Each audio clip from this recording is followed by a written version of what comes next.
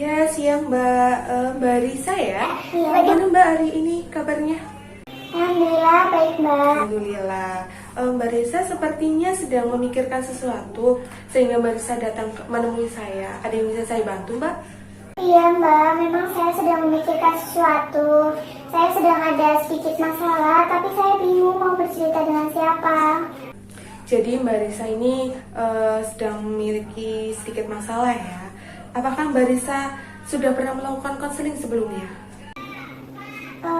Sebelumnya saya belum pernah melakukan konseling Mbak, maka dari itu saya ingin melakukan konseling. Baik Mbak Risa, karena Mbak Risa belum pernah melakukan konseling sebelumnya, jadi saya itu akan sedikit menjelaskan tentang konseling itu. Jadi konseling adalah pemberian bantuan maksudnya dari konselor, yaitu saya sendiri, kepada konseling yaitu Mbak Risa atau yang mempunyai masalah yang tugasnya itu untuk menyelesaikan permasalahan yang dimiliki oleh Mbak Risa saat ini. Begitu, paham ya Mbak Risa? Iya paham Mbak. Ya, Mbak Risa, ini permasalahan apa yang sedang dihadapi Mbak Risa saat ini? Gimana ya Mbak, kalau saya cerita permasalahan saya, apakah Mbak sendiri bisa menjaga permasalahan yang sedang saya hadapi?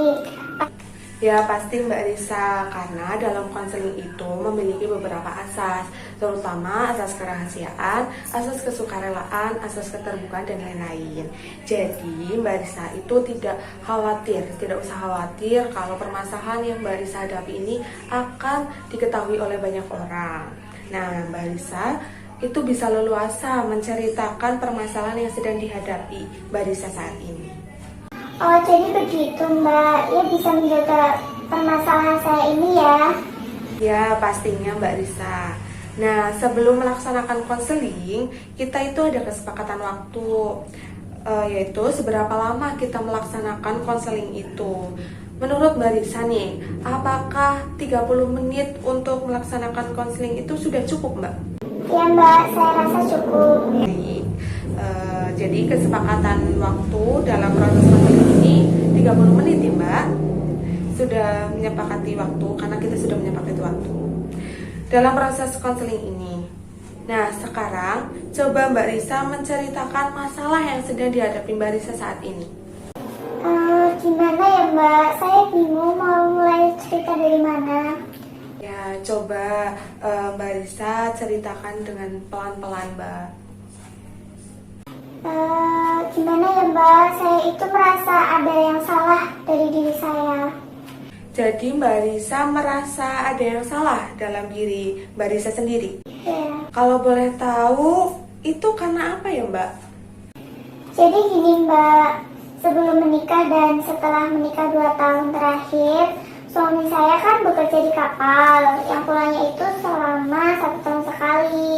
Nah untuk penghasilannya itu kan lumayan ya Mbak.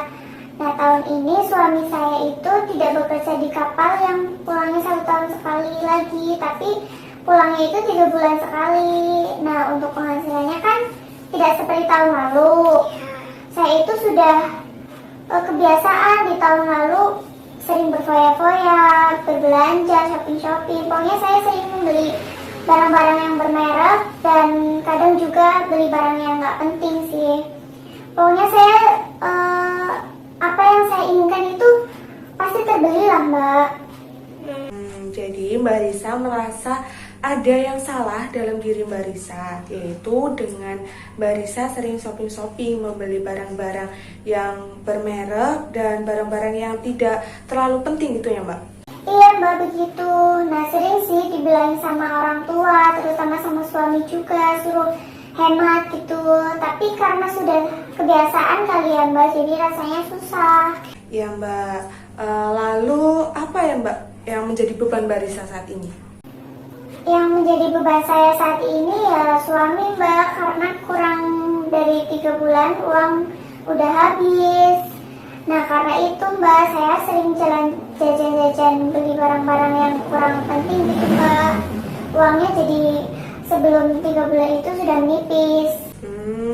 Jadi yang menjadi beban itu suami ya Mbak, karena Mbak terlalu cepat menghabiskan uang. Iya Mbak. apakah yang dilakukan Mbak Risa itu sudah benar, Mbak? Perilakunya. Ya enggak sih Mbak, nggak benar. Nah, Mbak Risa kan mengatakan bahwa apa yang sudah dilakukan itu tidak benar. Jadi, apa target yang ingin dicapai Mbak Risa dalam menghadapi permasalahan ini, Mbak? Target saya yang ingin dicapai, saya ingin merubah perilaku saya yang boros, terus ingin mengurangi jalan-jalan dan ingin menghilangkan kebiasaan saya membeli barang-barang bermerek, apalagi barang-barang yang tidak diperlukan, Mbak. Baik, jadi Mbak Risa sudah menyampaikan target yang ingin dicapai Mbak Risa ya. Nah, untuk mencapai target itu kan harus ada usahanya ya Mbak. Jadi usaha apa yang akan dilakukan Mbak Risa untuk mencapai target itu Mbak? Menurut saya sih, saya harus menahan diri untuk tidak membeli barang-barang yang bermerek atau membeli barang yang tidak diperlukan. Lalu saya harus bisa mengatur keuangan keluarga dan membuat jadwal untuk kapan waktu jajan, kapan membeli barang-barang yang dibutuhkan untuk kebutuhan keluarga dan lain-lain, Mbak. Ya, jadi usaha yang akan dilakukan Mbak Risa itu menahan diri untuk tidak membeli barang-barang yang bermerek atau yang tidak diperlukan ya Mbak, mengatur keuangan dan membuat jadwal untuk jalan-jalan. Iya Mbak, kurang lebih begitu. Ya, itu usaha yang sudah bagus Mbak. Ya pada intinya kita itu juga harus mampu mengatur keuangan, jadi bisa menahan diri untuk tidak membeli barang-barang yang kurang dibutuhkan saat ini.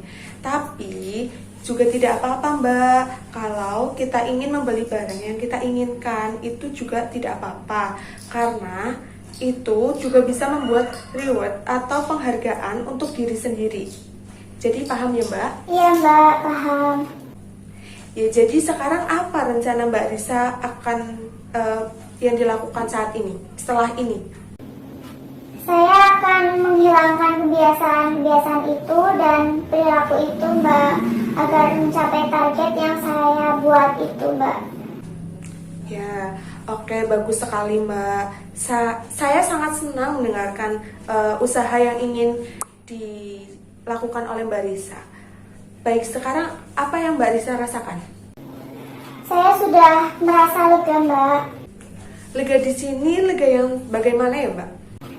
Ya, saya sudah paham apa yang harus saya lakukan untuk mengatasi masalah yang sedang saya alami ini Mbak.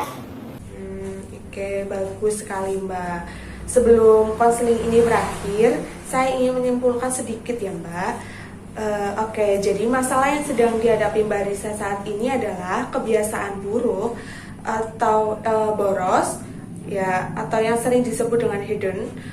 Dan kemudian Mbak Risa itu ingin mencapai target, yaitu ingin menghilangkan perilaku tersebut dan ingin memulai belajar mengatur keuangan, begitu ya Mbak? Iya Mbak, begitu. Oke, baik. Apakah ada yang ingin disampaikan lagi Mbak Risa? Saya rasa sudah cukup Mbak. Jadi kita akhiri saja ya konseling hari ini.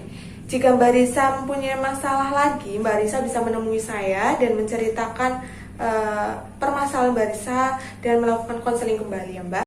Iya baik Mbak. Ya sudah Mbak, terima kasih sudah mendengarkan dan membantu saya dalam menyelesaikan masalah saya Mbak. Ya, sama-sama Mbak Risa.